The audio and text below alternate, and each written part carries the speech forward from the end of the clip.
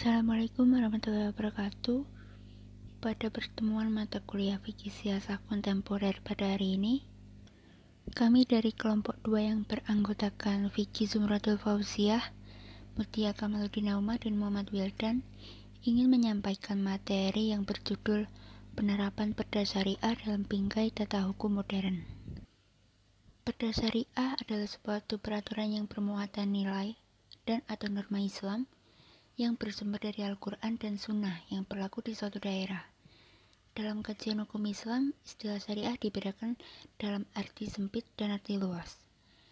Syariah dalam arti sempit berarti teks-teks wahyu atau hadis yang menyangkut masalah hukum normatif. Sedangkan dalam arti luas adalah teks-teks wahyu atau hadis yang menyangkut akidah atau keyakinan, hukum, dan akhlak. Perda syariah yang digunakan dalam tulisan ini adalah syariah dalam arti sempit, yaitu teks wahyu atau hadis yang tidak ada intervensi manusia. Hal ini berarti sempit, ritual yang mencangkup juga perjudian, maksiat, pelacuran, larangan wanita keluar malam, dan sebagainya. Kehendak politik dari Undang-Undang 1945 sangat berbeda dengan kebijakan semasa Orde Baru yang lebih menekankan pada aspek stabilitas, integrasi, dan pengendalian secara sentralistik melalui perencanaan terpusat, sehingga menimbulkan kebijakan penyeragaman dan patronase politik yang mematikan kreativitas daerah. Sedangkan dalam desentralisasi ketatanegaraan atau yang sering disebut desentralisasi politik telah diberikan kewenangan kepada daerah, yang salah satunya adalah membentuk dan menyusun peraturan daerah dengan tetap memperhatikan ciri khas dan karakter masing-masing daerah. Menurut keberadaannya, perda syariah dapat ditinjau dari dua segi, yakni dalam segi formil dan material. Pemberlakuan perda yang mengandung muatan syariah Islam adalah berkaitan dengan urusan agama yang seharusnya termasuk kewenangan absolut pemerintah pusat dan tidak dapat dibagi oleh pemerintah daerah. Sebagaimana dinyatakan dalam pasal 10 ayat 1 Undang-Undang Pemerintahan Daerah yang menyatakan bahwa urusan pemerintahan absolut meliputi politik luar negeri, pertahanan keamanan, peradilan, moneter dan fiskal nasional, serta agama. Selain itu, di ayat 2 juga menegaskan bahwa urusan pemerintahan absolut dapat dilaksanakan sendiri oleh pemerintah pusat dan melalui asas dekonsentrasi.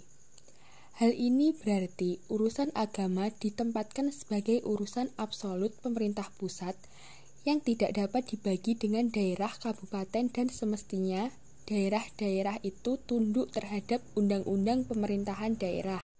Apabila dikaitkan dengan hierarki norma dalam pasal 7 ayat 1 Undang-Undang Nomor 12 Tahun 2011 tentang pembentukan peraturan perundang-undangan, maka jelas nyatalah bahwa perda yang bermuatan syariah yang kedudukannya berada di bawah undang-undang dan jenisnya adalah produk hukum yang dibuat oleh legislasi dan pemerintah di tingkat lokal, sehingga dapat dikatakan cacat yuridis karena dalam berlaku asas hukum lex superior derogat lex inferior, artinya peraturan yang lebih tinggi akan mengesampingkan peraturan yang lebih rendah apabila mengatur substansi yang sama dan bertentangan.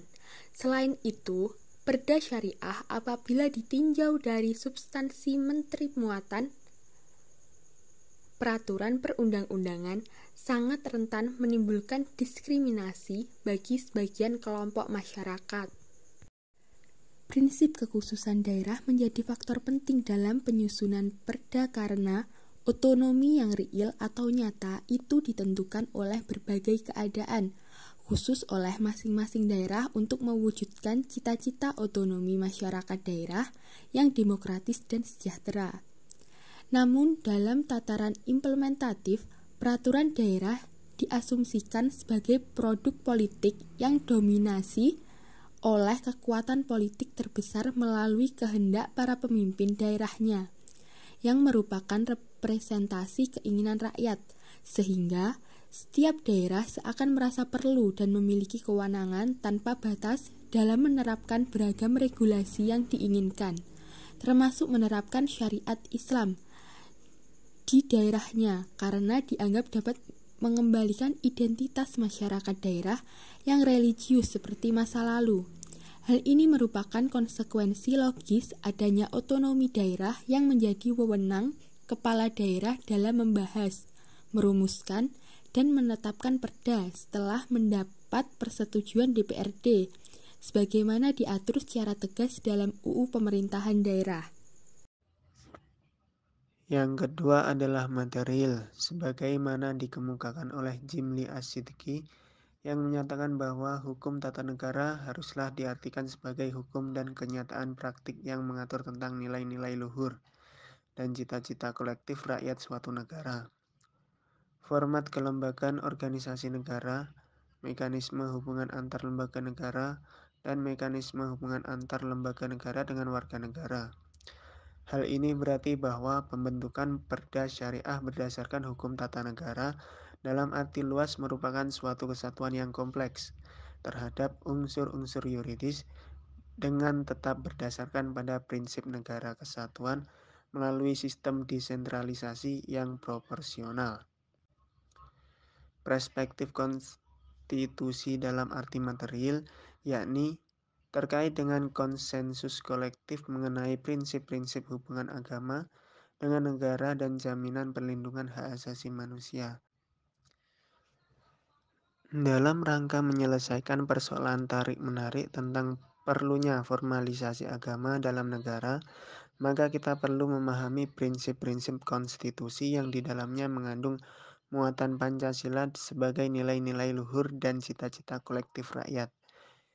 Prinsip pertama Pancasila yaitu prinsip ketuhanan yang Maha Esa, menurut dasar kemanusiaan yang adil dan beradab, sebagaimana termuat dalam pembukaan Undang-Undang Dasar 1945 alinea keempat. Prinsip tersebut menempatkan Indonesia bukan negara agama dan juga bukan negara sekuler.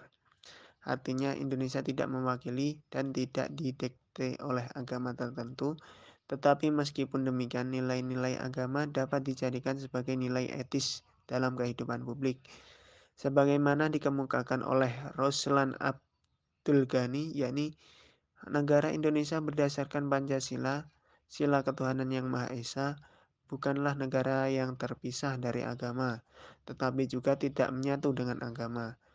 Tidak terpisah karena secara aktif dinamis membimbing, menyokong, memelihara, dan mengembangkan agama. Tidak menyatu dengan negara karena negara tidak mewakili dan tidak memberikan keistimewaan kepada salah satu agama. Sekian presentasi dari kelompok kami. Adapun kurang lebihnya mohon dimaklumi. Wassalamualaikum warahmatullahi wabarakatuh.